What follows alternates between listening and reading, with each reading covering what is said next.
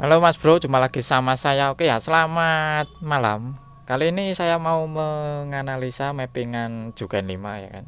Kali ini di segmen analisa settingan. Dan saya mendapat mappingan kiriman ya kan. Kiriman mappingan motornya ini Vixen dengan spek luar biasa. Dengan piston 76, langkahnya 66. Pistonnya 72 maksud saya, ralat ya, sorry. Jadi ini fiksinya 72, pistonnya langkahnya 66. Jadi kalau kita misalkan ke fill calculator ya. Jadi kita masuk ke fill calculator. Terus di sini pour up-nya kita centang. Misal kita ambil contohnya saja ya. 72 dikali ini 66. Biasanya itu 66,2. 66,8 atau 66,2 kalau nggak salah. 2 mungkin ya. 66,2. Nah, seperti ini kalau nggak salah. Kalau nggak, iya 66,2. Nah, kayak gini ya kan buletannya. Jadi ketemunya itu 269,6. Ini gila sekali nih, gila banget ini. Speknya luar biasa ini ya. Jadi dengan debit seperti ini, beliau ini menggunakan injektor sebesar 200 cc. Injektornya 200 cc, 10 hole kalau tidak salah ya kan. Atau mungkin 8, seingat saya itu kalau nggak salah 10 hole ya. Nah, kemudian saya akan melihat analisanya. Kalau yang ini nanti saja ya. Kalau ini sudah saya kerjakan, jadi kita analisa dulu saja. Yang belum ya, karena ini katanya ini mappingannya sebelum bore up ya. Jadi ya sedikit tips saja, nanti akan saya selipkan tips ya bagaimana cara mengatur debit injektor itu supaya lebih pas, dan juga saya akan membagikan tips bagaimana cara memilih injektor yang pas buat motor kita ya kan. Oke, langsung saja kita buat analisanya. Di sini fill koreksinya masih 0 ya kan. Jadi di sini masih 0, terus di sini ada angka 85. Sebenarnya kalau pakai injektor seperti ini angkanya 85 ini, kalau di TPS 0% ini membuat gasnya jadi nyangkut. Tapi tergantung dari angka yang di atas ya kan, angkanya ini. Nah, kalau Anda ingin tahu 85 ini kalau dimasukkan ke sini bagaimana? Ya tinggal diklik kanan saja. Terus di select all ya kan, atau mungkin CTRL plus A. Nah, Anda perhatikan yang di sini bawah ini kan 85, yang di sini 0, jika kita lakukan klik kanan terus save as base map, maka yang terjadi angka yang di atas berubah ya. Klik, nah akan menjadi seperti ini. Yang tadinya 0, menjadi 1, ya kan. Jadi perubahannya besar sekali. Ya. Jadi persentase fill correction ini terhadap base map itu adalah perhitungan prosentasenya ya. Jadi misal kita ambil angkanya ini, jadi misal angkanya ini 4,8 ya, terus di sini fill correction-nya kita ambil misalkan 10 gitu ya. 10 gitu aja. Salah. 4,8. Kayak gini kan tadi kan. Nah, misalkan yang di sekitar sini, ini angkanya kita ambil set value, misal angkanya 10 ya kan. Kita coba salah satu saja. Nah, pengaruh terhadap base map itu berapa? Nah, jadi 5,28 ya. Langsung banyak sekali ini. Ya. Jadi pengaruhnya besar sekali. Jadi kalau Anda main di fill correction itu harus memperhatikan posisinya ada di mana, base mapnya angkanya berapa, itu yang harus kita perhitungkan ya. Jadi nggak asal pakai angka semakin tinggi RPM fill correction semakin banyak, tidak.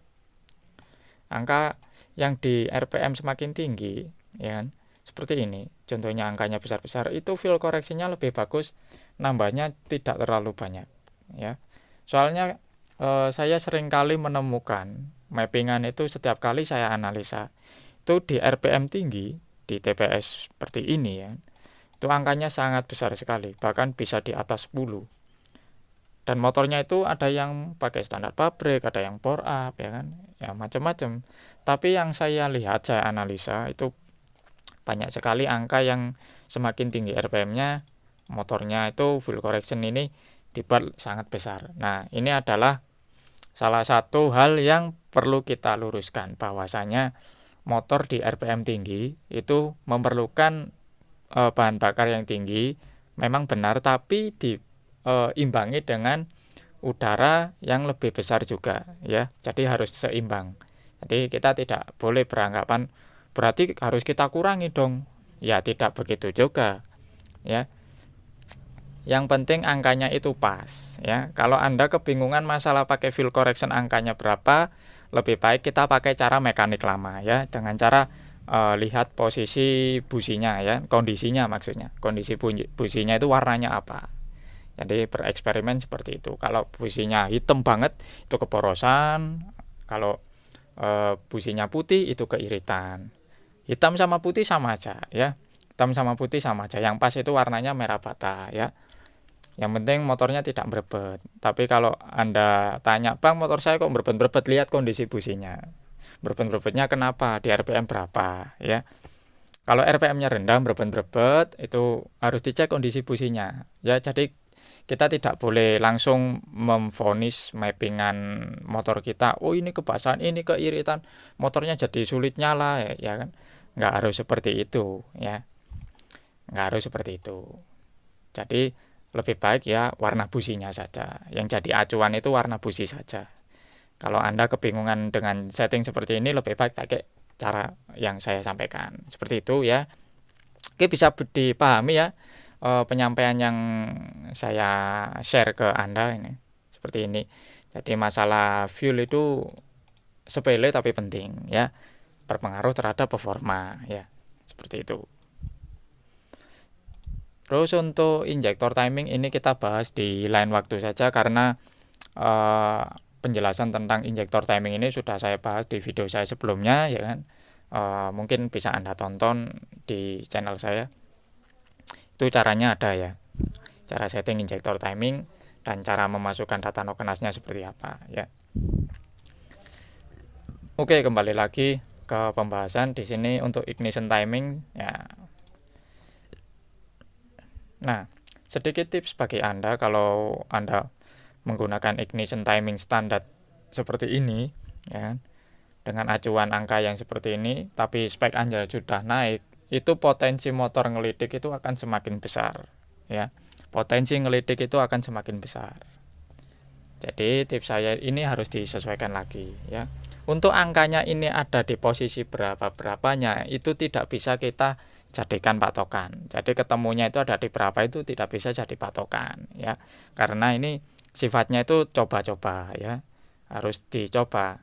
Karena ini harus sesuai permintaan mesin, bukan permintaan kita ya. Mintanya mesin. Mesin itu mintanya seperti ini. Kalau misal derajatnya dirubah, derajatnya ditambah, reaksinya akan seperti apa. Kalau derajatnya dikurangin, reaksinya akan seperti apa. Seperti itu ya. Jadi memahami sebuah mesin itu kita tidak harus langsung sekali setting langsung jadi, itu tidak bisa ya.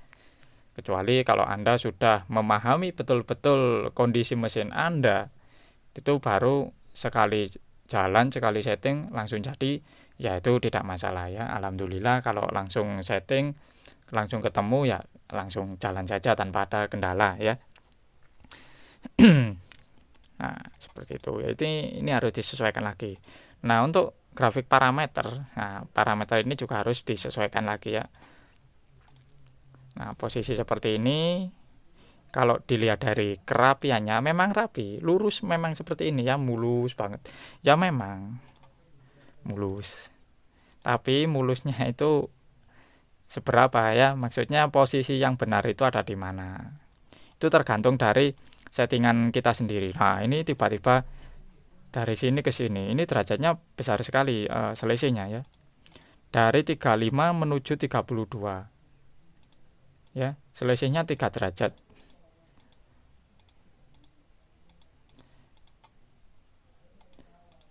Nah, apalagi ini 35 langsung ke 25, ini selisihnya 10 derajat. Banyak sekali. Nah, ini kalau kita terapkan di motor yang sudah naik stroke, apalagi pistonnya menggunakan spek 72 seperti di motor ini, Akibatnya motornya akan ngelidik, apalagi kompresinya yang sangat tinggi ya kan. Meskipun ini pakai rasio kompresi 11 lah kita katakan, atau mungkin 10,5 lah kita katakan, tapi tekanan di ruang bakar itu sangat besar karena dimensi ruang bakarnya itu sangat besar ya, karena dimensi sendiri itu juga menentukan tekanan kompresi yang dihasilkan di ruang bakar tersebut. Karena rasio kompresi itu hanya perbandingan saja, perbandingan volume udara antara posisi saat di TMA dibanding dengan TMP ataupun sebaliknya. Jadi rasio kompresi saat posisi di TMP itu kita ukur pakai buret ya kan, ukurannya berapa, terus kita ukur juga saat posisi piston ada di TMA. Nah itu caranya mengukur perbandingan kompresi atau rasio kompresi. Nah kalau untuk mengetahui berapa tekanan kompresinya itu tergantung dari tangan mekanik sendiri ya kan. Celah klepnya berapa, terus pakai noken seri apa ya kan, karena noken A sendiri itu punya durasi masing-masing dan punya karakter masing-masing ya. Jadi untuk mengukur sebuah tekanan kompresi itu kita membutuhkan alat yang namanya compression tester ya, namanya compression tester ya. Mungkin kalau Anda bingung apa itu compression tester, Anda bisa searching di Google, namanya compression tester. Itu alatnya sederhana, ada ada selangnya, terus ada meterannya. Meteran itu kalau di mekanik namanya pressure gauge ya, atau mungkin bahasanya itu ya buat ngatur tekanan lah ya. Satuannya PSI atau mungkin kilogram per sentimeter persegi ya, sentimeter kubik atau persegi kalau tidak salah. Nah untuk standarnya sendiri untuk sepeda motor ataupun kendaraan lain itu ada di kisaran 10 atau mungkin 9, paling minim 9 sampai 12 kg per cm persegi. Itu standarnya ya. Tidak boleh lebih dari itu. Misalkan Anda sampai angka 14, motor Saman pasti nggak akan lama umurnya ya. Klep bisa bengkong, terus piston bisa bolong seperti itu karena kompresinya terlalu besar ya. Jangan. Karena sebesar-besarnya kompresi pada motor itu tidak akan membuat motor Anda jadi lebih awet, itu tidak ya. Lebih baik kompresi kita sesuaikan ya. Bukan berarti saya melarang Anda untuk menggunakan kompresi tinggi, tidak. Tapi saya menyarankan meskipun Anda menggunakan motor dengan spek bore up se ekstrim apapun, yang penting kompresinya dijaga ya. Itu pesan dari saya. Jadi nggak harus kita pakai trek-trekan sampai wah motornya wis kita buat yang buat balapan gitulah ya, buat kompetisi, atau mungkin kalau mungkin rusak kita perbaiki ya. Bukan seperti itu. Memang kalau rusak ya memang kita harus perbaiki, tapi biaya perbaikannya itu kan tidak murah ya. Jadi kita meminimalisir lah terjadinya kerusakan pada komponen di mesin kita seperti itu. Oke, bisa dipahami kata-kata saya yang agak panjang ini. Mudah-mudahan bisa dipahami ya. Jadi tips-tips dari saya itu mungkin hanya sekedar informasi yang ya hanya sekedar lewat saja, karena saya bisa ngomong seperti ini itu karena banyak customer yang datang ke saya, atau mungkin anda semua yang komen di channel YouTube saya, kemudian saya analisa ternyata mapping-nya ya memang benar. Kenyataannya seperti itu ya kan, kendalanya ini pasti penyebabnya ini ya kan, seperti itu. Jadi ya kembali lagi ke kitanya ya, sama kita kembalikan lagi ke permintaan mesinnya seperti apa. Oke lanjut, kita kembali ke halaman sini. Kali ini saya akan membagikan tips bagaimana cara memilih injektor saja ya. Jadi kali ini saya mendapatkan informasi karena mendapat seperti ada ide yang masuk, tapi memang itu memang benar. Nah, mungkin Anda akan sedikit sepintas ya, sepintas kenapa sih motor kalau saya bore up terus ganti injektor itu motornya tambah berebet ya kan. Terus juga di gas itu suka RPM-nya nahan, terus di putaran tinggi juga nahan, putaran bawahnya itu loyo, padahal injektornya sudah diganti ya kan, seperti itu ya. Nah mungkin ya bagi anda semua pasti semua merasakan lah kalau baru melakukan bore up atau stroke up terus ganti injektor motornya akan jadi seperti ini. Jadi untuk tips bagi saya, mungkin Anda akan tidak kepikiran bahwasanya kenapa sih pabrikan itu menggunakan debit injektor itu perbandingannya selisihnya agak jauh dari cc motor tersebut ya. Kita ambil contoh saja debit motor 150 cc ya. Kita ambil debit motor 150 cc dengan debit 70 cc per menit ya. Kalian pasti tahulah debit motor 70 cc per menit itu injektornya punya siapa. Pasti Anda tahulah ya. Nah, itu adalah injektor motor Yamaha Vixion atau mungkin motor saya sendiri.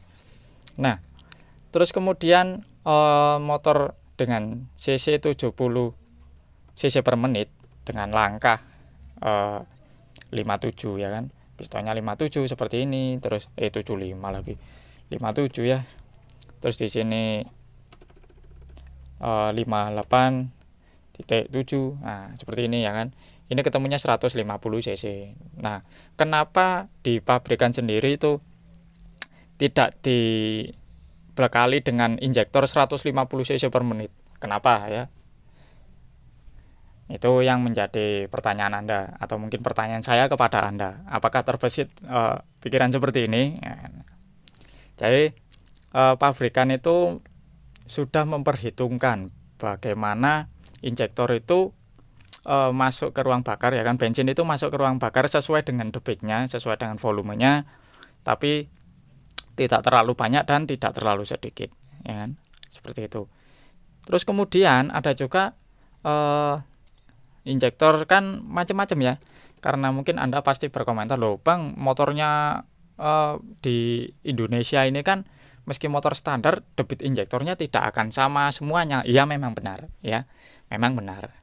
Karena di Indonesia ini banyak sekali injektor-injektor pabrikan dengan spesifikasi yang berbeda ya.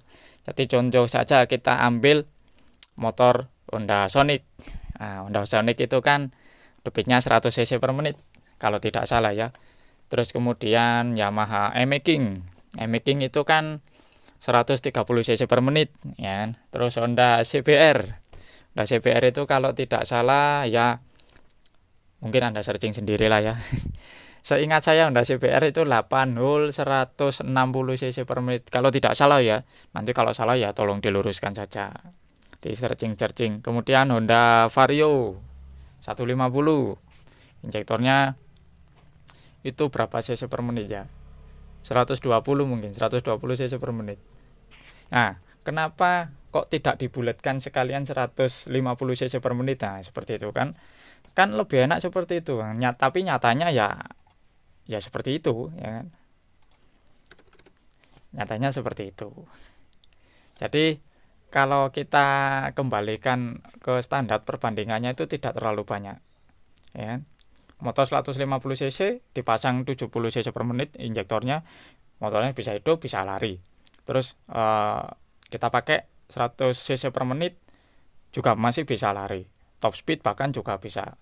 Menggunakan injektor yang 130 cc per menit masih bisa, masih sanggup ya kan, meraih top speed juga bisa ya kan. Terus apalagi, nah seperti itu ya. Jadi tips saya itu jika Anda melakukan bore up, usahakan atur lagi perbandingan injektornya, flow injektornya itu harus sesuai dengan cc-nya. Jadi selisihnya tidak jauh-jauh sekali. Jadi misal motor ini ya, motor yang di video ini pakai 200 cc ya, itu sebenarnya tidak masalah asalkan debitnya itu kita sesuaikan lagi. Kemudian ada juga yang komentar, saya pakai super jet injektornya BRT 12 volt 200 cc. Di setting susah sekali ketemu. Ya memang karena dasarnya sendiri injektor 12 volt itu deras sekali ya, deras sekali injektornya. Makanya yang keluar itu langsung banyak ya kan, karena hole-nya banyak. Beda lagi kalau Anda menggunakan injektor yang hole-nya cuma sedikit meskipun debitnya sama. Ya kan? Meskipun debitnya sama. Atau mungkin kita pakai injektor 6 hole ya kan. 6 hole dengan debit yang agak banyak. Itu malah lebih bagus ya. Tapi kembali lagi disesuaikan sama speknya, berapa cc ya kan motornya. Kalau mungkin saya sendiri ya. Saya sendiri nih sebagai contoh, misalkan saya mau bore up 68, kok 68, 63 maksud saya, purapnya 63 seperti ini ya kan. Kita ambil pistonnya 63. Nah, ketemunya kan 183 cc ini kan ya. Nah, kemudian saya pakai injektor berapa cc nih, ya kan? Nah, saya akan mungkin pikir akan mengganti injektor punya e-making, ya kan? Karena e-making itu debitnya masih ya lumayan, ya kan? 130 cc per menit. Nah, nanti misalkan 130 cc per menit ini kita sesuaikan debitnya lewat fuel kalkulator, itu berhasil ya, berarti injektornya cukup, ya, sudah cukup. Kalau misal masih kurang fuel koreksinya kita tambah lagi ya. Terus kemudian kita atur juga injektor timingnya juga seperti itu ya. Jadi tips-tipsnya itu seperti itu. Terus kalau misalkan masih kurang juga, kita pakai injektor yang agak gedean dikit, misal 130 ke 140. Nah, seperti itu ya kan. Itu juga nggak apa-apa. Jadi malah lebih enak. Fuel correction kita ambil angkanya 0, misalkan seperti itu, terus kita gas, keber, terus kita lihat AFR-nya ketemu berapa, terus kita sesuaikan lagi ya. Seperti itu. Jadi di video saya yang dulu pernah mengatakan motor dengan spek mesin 200 cc harus menggunakan injektor sebesar 200 cc juga. Itu memang benar, tapi jumlah lubangnya itu berapa? Itu harus diperhitungkan juga. Pakai 8 hole atau 10 hole atau 12 hole ya. Karena jumlah lubang sendiri itu menentukan berapa banyak bahan bakar yang masuk ya kan. Misalkan di sini angkanya angka base mapnya seperti ini 2,40 ya kan, disemprotkan dengan durasi 2,40, injektor 4 hole, terus 6 hole, 8 hole, 10 atau mungkin 12. Jumlah yang masuk itu meskipun angkanya segini itu tidak akan sama. Jumlah volumenya ya nggak akan sama. Jadi tips-tips dari saya seperti itu ya. Kalau Anda ingin spek kering, motornya garing banget suaranya tapi akselerasinya bagus, tips saya yang tadi ya, pakai injektor lubangnya jangan banyak-banyak, diatur lagi saja ya, seperti itu. Kalau bisa pakai original motor lain saja. Kalau saya sih seperti itu, karena selama saya menyeting punya orang ya kan, itu speknya ada yang pakai 12 hole, belum pernah sih, cuman 8 hole, 6 hole itu aja, 8 hole, mentok 8, 10 jarang saya ketemu yang datang ke sini maksudnya. Itu nangani injektor 10 hole dengan debit yang deres itu nggak pernah. Seperti itu ya. Itu cerita dari saya, kita sharing-sharing saja. Berdasarkan pengalaman dan juga berdasarkan logika ya. Karena saya ngomong seperti ini tuh nggak, maksudnya bukan dasar apa-apa ya kan. Bukan bermaksud apa-apa, jadi secara logika ya memang seperti itu, kita sesuaikan lagi.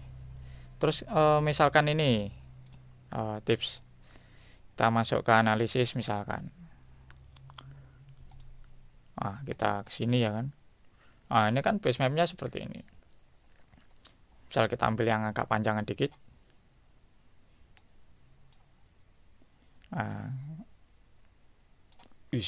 kayak gini kan. Kita ambil contoh saja seperti ini. Jadi misalkan Anda pakai injektor berapa hole, injektor misal debitnya sama nih, misalkan kita ambil debitnya 150 cc per menit, hole-nya dibuat beda-beda ya kan. Tapi kan untuk ukuran ini, lamanya injektor membuka itu kan tidak sama ya kan. Jadi misalkan ini terbuka di 7,36, yang ini kan, yang atas ini meskipun debitnya sama, tapi kalau Anda pakai injektor yang hole-nya lebih banyak, itu bensin yang masuk juga kan lebih banyak ya kan. Debitnya itu bukan berarti langsung nyemprot 180 cc atau mungkin 150 cc langsung, itu tidak, karena satuannya cc per menit ya. Beda lagi kalau Anda jumlahnya pakai hitungan detik, itu beda lagi. Hitungannya itu tiap putaran mesin ya. Ini 7,36, kita pakai injektor 150 cc, dengan jumlah hole yang berbeda, pasti jumlah yang masuk sesuai angka base map ini tidak akan sama ya. Tidak akan sama. Misalkan di sini sampai sini ketemunya berapa, itu ya yang hole-nya banyak itulah yang paling besar masuknya ya. Seperti itu. Jadi tips memilih injektor itu sangat penting. Oke, mungkin sekian dulu videonya dari saya, tips-tips mengenai analisa mappingan sekaligus tips untuk memilih injektor yang bagus, kemudian cara nyetingnya itu bagaimana, seperti apa itu ya. Mungkin video ini mudah-mudahan bermanfaat bagi Anda. Jika Anda kesulitan dalam menyeting Ecujuken 5, jangan sungkan-sungkan untuk bertanya, atau mungkin bisa dikirimkan data mappingan Anda ke saya lewat email ya kan. Emailnya ada di deskripsi, atau mungkin ada di biodata saya di channel saya, atau mungkin langsung tag Instagram saya di @ginyong_motovlog, hurufnya kecil semua ya. Seperti itu. Jadi semoga video ini bermanfaat, dan jangan lupa like, share, dan subscribe channel saya Ginyong Motovlog, dan saya Ginyong Motovlogis pamit. Dadah, see you next time. Terima kasih.